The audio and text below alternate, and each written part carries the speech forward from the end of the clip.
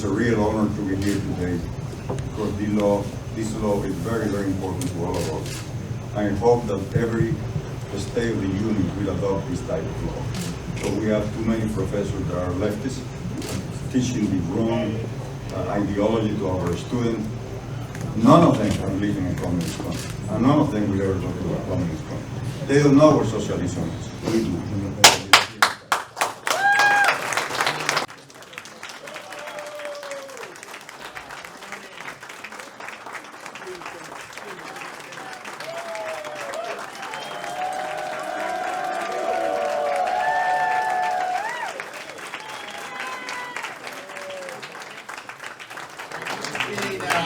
Being back in Hialeah Gardens, especially on today at this museum, because today is, man, believe it or not, the 63rd anniversary of the Bay of Pigs. And so I know we have a lot of members from the brigade that are here.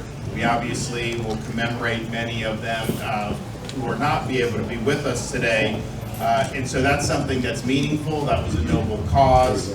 We've seen what's happened on the island of Cuba over these many decades because of totalitarian ideology, communist ideology. And you've wrecked a society because of that tyranny. And I think the people from the brigade can speak to that better than anybody else. And so because of that anniversary, I think it's fitting that we're here talking about and signing the legislation that I'm going to speak about in just a minute. I do want to recognize the folks that we have with us today. We have our Commissioner of Education, Manny Diaz from Miami-Dade County. We have Senator Jay Collins. We have our Miami-Dade College President, Madeline Cunariega. We have Felix Rodriguez, who's the president here and a great American. Rafael Montalvo, President Bay of Pigs Brigade 2506 Veterans Association.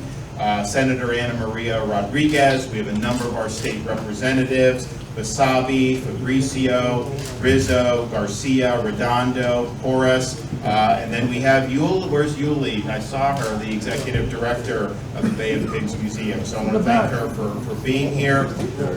So we know that the Bay of Pigs was launched because the island of Cuba had succumbed to communist tyranny, and there were folks that wanted to free it, and they wanted to do something about it. It's almost lost in the shuffle of our daily lives and all the different things that happen. In fact, not only is it lost about the evils of communism, you go to a lot of institutions in our own country, a lot of these colleges, you know, they try to rehabilitate communism. They try to whitewash communism. Sometimes they'll say, well, true communism has never been tried, all this. So there's apologists for communism in our society. And what we're doing today builds off the stake in the ground that we planted in the state of Florida many years ago when I first became governor. It's that we're going to tell the truth about communism in the state of Florida. We're going to tell the truth about the evils of communism. We're going to tell the truth about the unprecedented death toll of the 20th century at the hands of communist tyranny. 100 million killed at the hands of communist regimes spreading from China to the Soviet Union to Cuba. Those are the facts, and those are what we need to be very clear-eyed about. Now, we have signed in previous years legislation that codified in state law Victims of Communism Day for November 7th of every year. So we launched that in 2022, and we're now here today. Now, as part of that, the legislation required 45 minutes of instruction in a U.S. government class on topics related to the history of communism. Things like Mao Zedong and the Cultural Revolution and the Great Leap Forward, Joseph Stalin and the Stalinist regime, Fidel Castro and the tyrannical Cuban regime, Lenin and the Russian Revolution, Pol Pot, Nicolas Maduro, more recently in the Chavismo movement in Venezuela. So all of those topics are just providing the truth of what actually happened. And I think it's important that people know the details.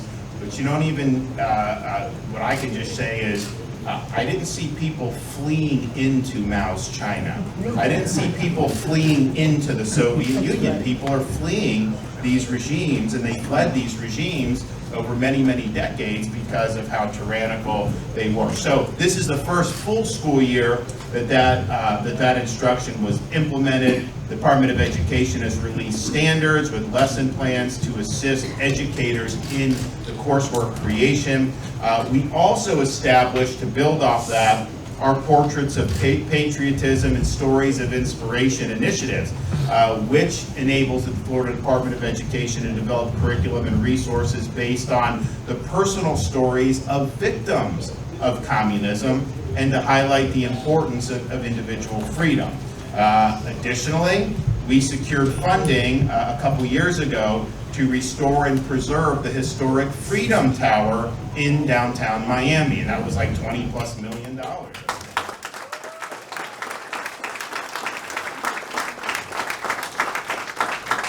So we think that it's a beautiful building that needed some love, but we also believe just symbolically it's very important about the state of Florida standing for freedom. And so we were happy to be able to deliver the funding to be able to get that done. So that brings us here today. We have a piece of legislation on the desk, Senate Bill 1264, which builds off the success that we've had in telling the truth about communism and communist regimes.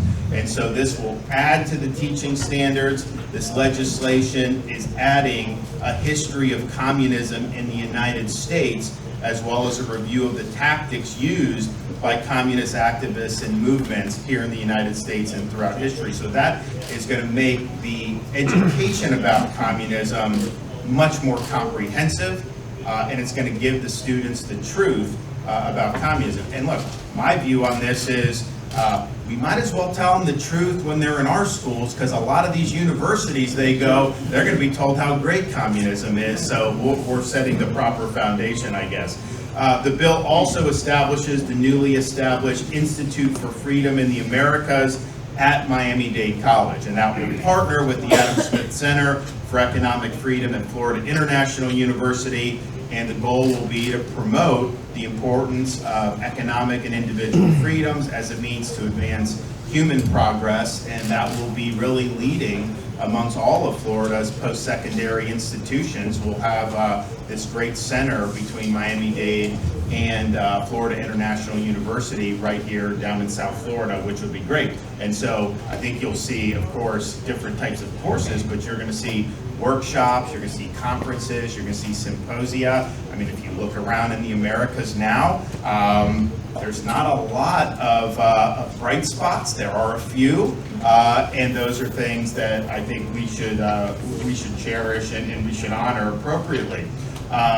They will also make sure that we provide educational and experience opportunities for leaders throughout Florida and really even throughout the Southeast region. And that could be people in government, it could be people in business, it could be people in a whole variety of contexts. So I'm really looking forward to that, and I'm glad Miami-Dade College is going to take the lead on that.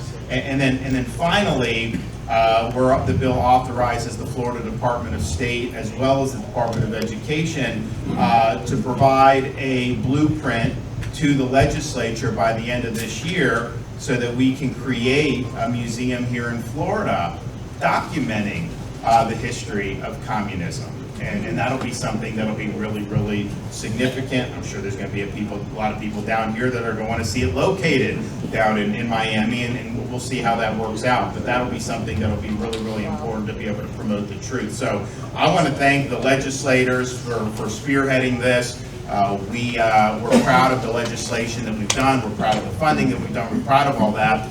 And I think that there was a view in the legislature that said, yeah, that's great, but we want to do more. We want to make sure this is more comprehensive. So they deserve a lot of credit for their leadership, and you'll hear from Senator Collins on that. So 63 years ago, we had a lot of brave men suit up and fight communism and fight tyranny. And so today we're here fighting tyranny and fighting communism in a little bit different venue, in a little bit different way through legislation.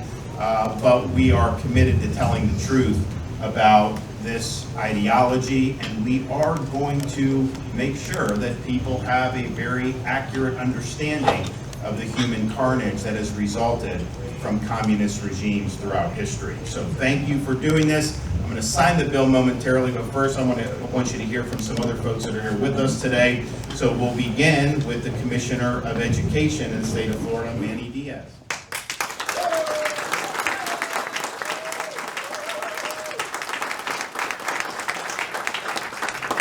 Thank you, Governor. It's an emotional time to be here today. Thank you, first of all, for signing this bill here at this location on this day when so many brave patriots fought for freedom and tried to break Cuba free from that tyranny. It's an incredible opportunity that we have in this community for our students and for our families to learn about the evils of communism, because we have these mentors, because we have the stories not only from the members of the brigade but other members of the community, but all of our grandparents and parents who were able to pass the story down for us to truly understand the evils and the perils of communism. Unfortunately, not everybody across the state has that opportunity from their family or from others who saw it firsthand, who fought it firsthand. And so this bill today gives us the opportunity to ensure that we learn history so that our students in Florida are not apt to repeat that history and really understand the evils of communism. The over 100 million deaths as a result of communism, all of the lives that have been shattered and destroyed, all of the families that have been separated, and continues to go on today, as you mentioned, Governor, across parts of the world. So we will make sure in Florida that our students understand that, and that when they're walking down the street, somebody puts a microphone in front of them and they understand the devil that is communism.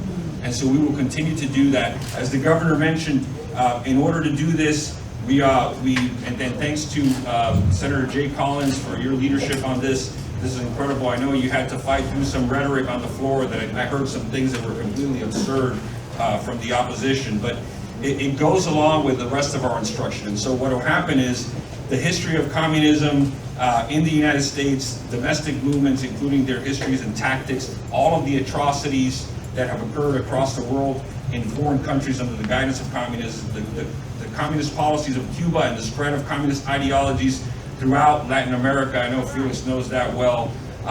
All of this will be spread across the curriculum K through 12, and it will be done in a manner that is age appropriate, like we do with all of our standards. So our students from elementary school through middle school through high school will have a foundation and an understanding, so when they get to the higher ed level, they will not be fooled by anyone trying to tell them the story otherwise. This is the truth, and we need to make sure that our children understand this.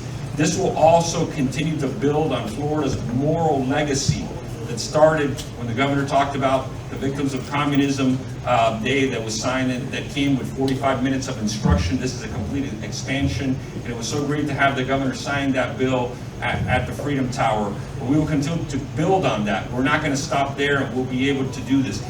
And interesting enough, the governor talks about higher ed, but we have two centers now. We have the Adam Smith Center at FIU, and we have Carlos here. And Madam President, thanks for being here. Miami-Dade is going to be involved. You have the Freedom Tower and this Institute for the Americas.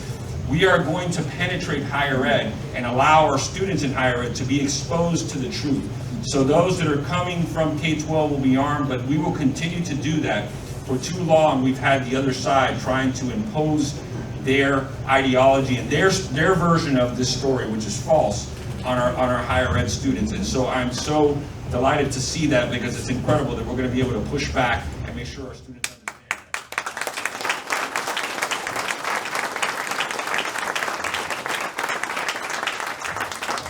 Una palabra en español.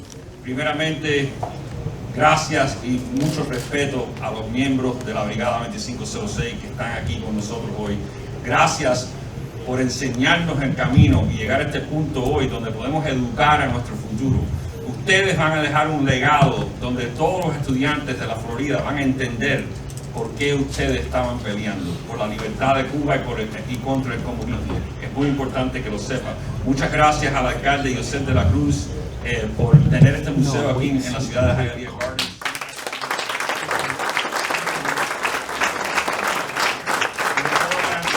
A todos. Gracias al liderazgo del gobernador DeSantis aquí en el estado de la Florida, no vamos a dejar que entre la idea del comunismo y vamos a decir la verdad. Muchas gracias a todos, es un honor estar aquí hoy.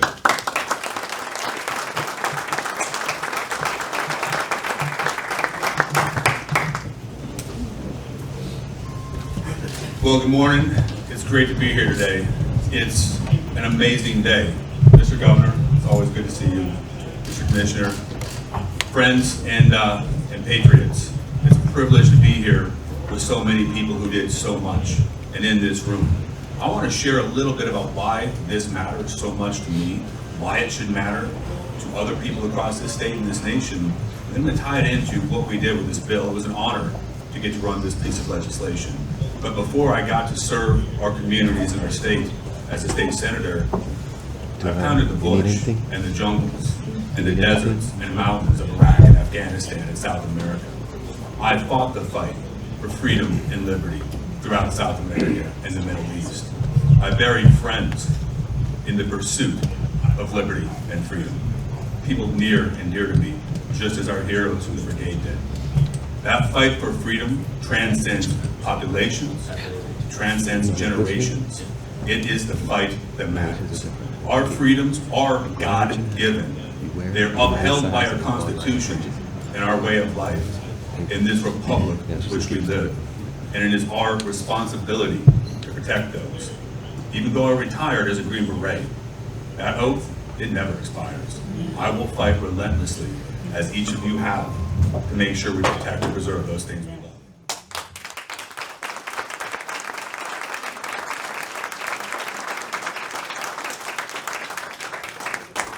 As a Green Beret, our motto is simple. It's De Oppresso Libera. It's to free the oppressed. We have done that abroad, and friends, we have to make sure we can do that here. You've heard the Commissioner and the Governor speak about what's going on in our nation. We thought in the 80s communism and socialism was dead, and we took our foot off the gas pedal, but they never went away. They kept fighting. That war continued on, and now we have to make up time.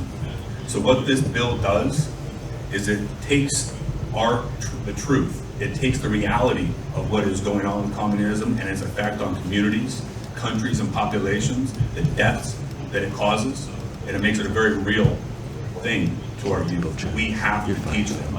Remember, what we teach our children today will be the reality of this nation tomorrow. I won't fail as a Green Beret. I will not fail as a senator. I can tell you one thing. More than anything else, I am a husband and a father, and I will not fail as a dad. We will pass these freedoms off to the next generation.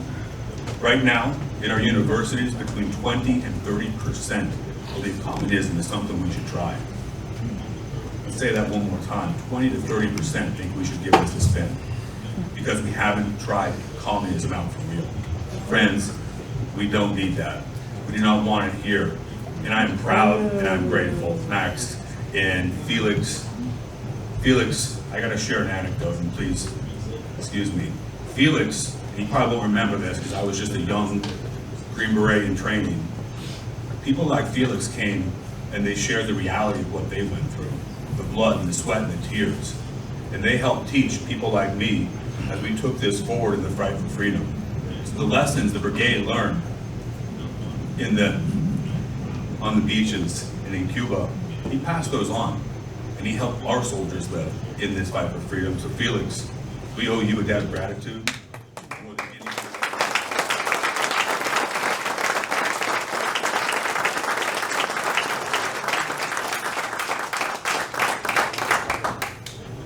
And I want to thank each of you for taking the time to be here on the anniversary of the Bay of Pigs. 63 years. I can tell you what we all want. Cuba deserves to be free. America stands for freedom. We must not forget what we stand for because the world is watching. Thank you. God bless you.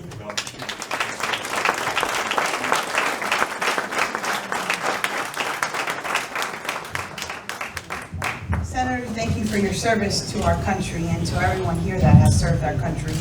Thank you. Governor, you have been a steadfast champion of freedom since day one, signing the legislation at the Freedom Tower, investing in the Freedom Tower, and we're proud that when the Freedom Tower turns 100 years in June, 100 years old in June of 2025, we will have an exhibit there that talks about libertad, about freedom. Where there is freedom, there is hope and opportunity.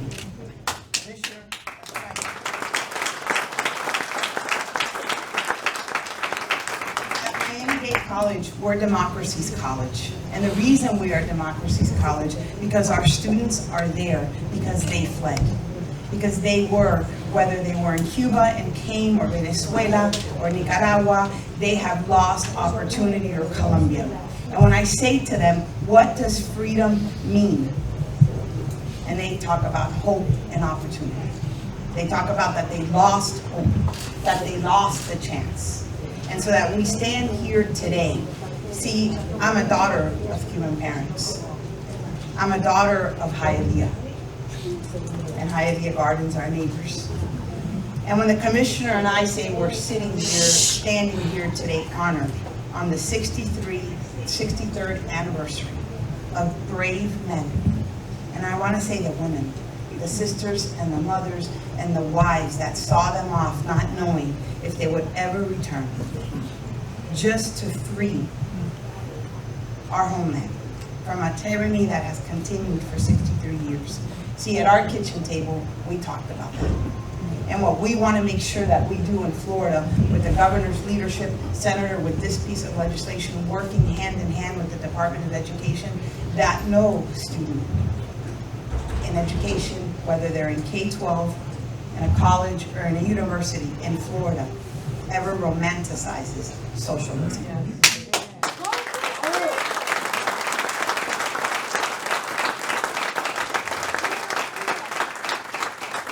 We will do that through curriculum. We will do that through an exhibit at the Freedom Tower, which will share with them what hope and opportunity is and what it is not when it's lost. It will pay homage to the brigade so that they understand there is a new museum 6 miles away that they need to come and spend time in. But we will pay honor to that. We will pay honor to all of the children who left Cuba as a child and 45 minutes later landed in Miami as an adult. And to the Pedro Pan story, to the children who've now made this country and Miami stronger.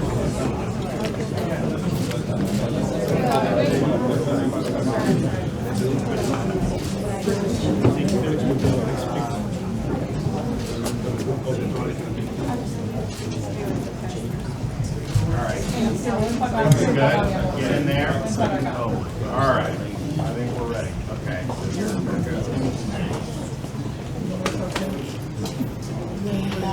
Excuse me. Mario, get out. I need Phone to down. get them seated so that they can get a good shot in the background. Thank you. Phone down. Phone down, ma'am. All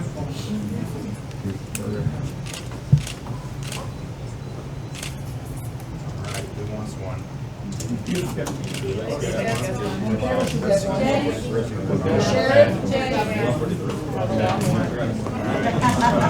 Anybody else? And with the pink phone, please put your head down. Pink phone, head down. Do we have any kids in the audience for the non-permanent markers? All right, there we go.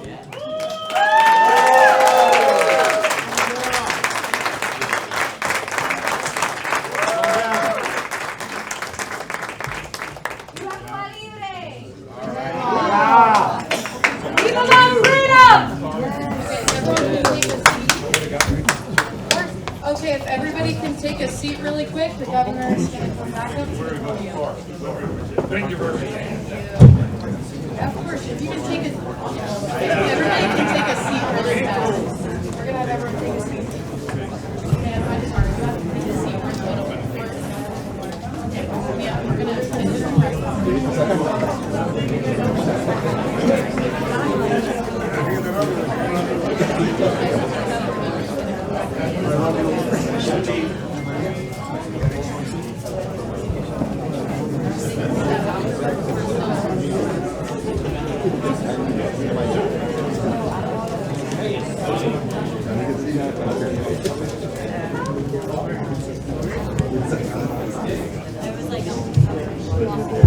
Well, we appreciate everybody coming out, and again, it's a very important anniversary, so we thought it was very appropriate to be here on the 63rd anniversary of the Bay of Pigs to remember folks who risked their lives, and some gave their lives to try to free a nation from communist tyranny.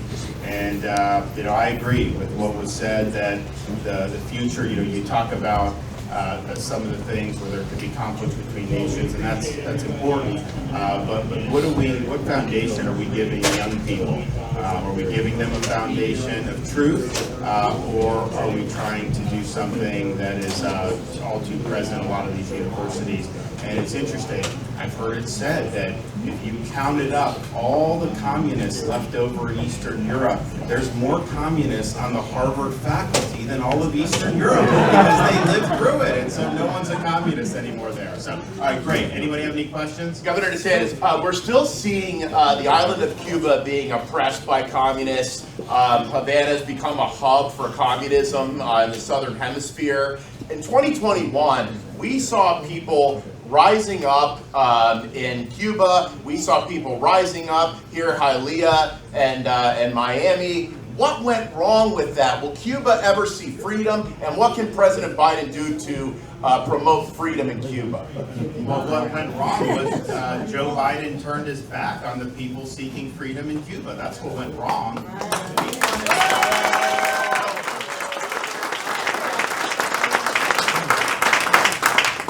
Worked with folks down here from the state of Florida. What they wanted was internet access. I was willing to do work if Elon Musk could do it. The problem is that you need the devices on the ground. So the best thing to do for internet are these balloons that go over, and then it goes right to the device. I was willing to fund that in the state of Florida to be able to give them internet, but they wouldn't do it because the federal government said no. And so those companies didn't want to run afoul of the Biden administration. So not only did he not do anything, they frustrated even our efforts in Florida to be able to help the folks communicate. And I think it was a huge missed opportunity. I think he should have done it, and it's true. If you look, the Western Hemisphere, there are more leftist governments today than at the height of the Cold War in this hemisphere. And I include Canada as one of those governments. But if you look at what's happened in Brazil, you look at what's happened in Colombia, you look at what's happened in Nicaragua's obviously been a problem. This all emanates from Havana. Havana is the node for leftist governance throughout the Americas, and it is the original cancer, that government in the Western Hemisphere, and I think our policy should be to side with the people that want to free Cuba and that no longer want to live under that tyranny. And Joe Biden missed a great opportunity to do something, to really do the bare minimum. It could have made a big difference. And so that I was willing to help. We were frustrated in that, but I do think that was really important. And I think people are going to look back at that and say that was a missed opportunity. Hopefully, it doesn't take too long for there to be change. But these opportunities only come around every so often, and you got to seize the initiative. Governor Trump hasn't said how he'll vote on the... Do you have a comment? Excuse me? About the passing of Bob Graham? So we mourn the passing of Bob Graham. He was a great Floridian. He served this state with honor and integrity, and really made a great contribution. So we are going to be giving him the state honors of lowering the flag at half-staff once the date of interment is publicized.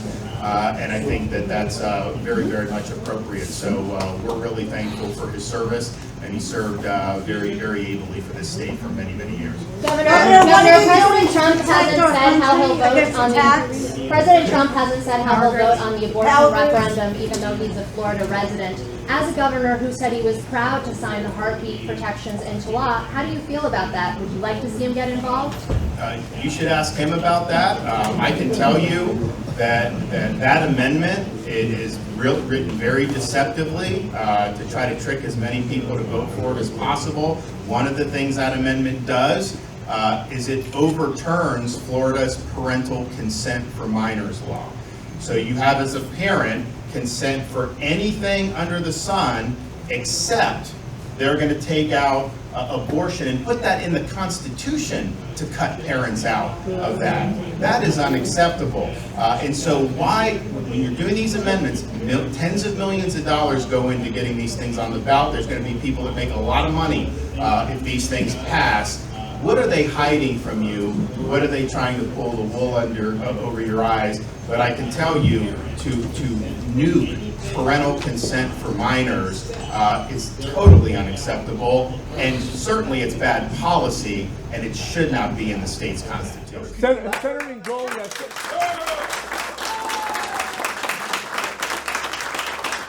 Senator Ingoglia this weekend told me that he will be filing legislation to allow Florida to deport illegal immigrants this cycle. Where are you at with that? Would you support a bill like that? And why are Florida Democrats still pushing this Democrat socialism on the ballot and every election cycle? So yes, I support it. Now here's the thing on that. They'll say the federal government is supreme when it comes to immigration, which fine. But here's the thing: if the federal government has a law and they have constitutional authority to enact that law, then for a state to come and do the opposite, that violates the supremacy clause of the Constitution. But that's not what's happening with Texas. We have laws on the books that the federal government isn't enforcing. And in fact, they're intentionally violating. And so all Texas is saying is, we want to enforce the federal laws. We want to uphold. Biden, you won't uphold your oath of office, we'll do it. I think states have every right to do that. Now, Texas, I think, is in a position because you have people coming across the border, they should be able to just return them across the border. It becomes more complicated if you got to fly people back to their home country or do that, because there would be some protocol involved. But certainly, I think Texas should be doing that. I would sign that in Florida, although I think it's probably would have more of an impact in Texas. But here's another thing. I've been down at that border. There's people coming from all over the world. We have no idea who these people are.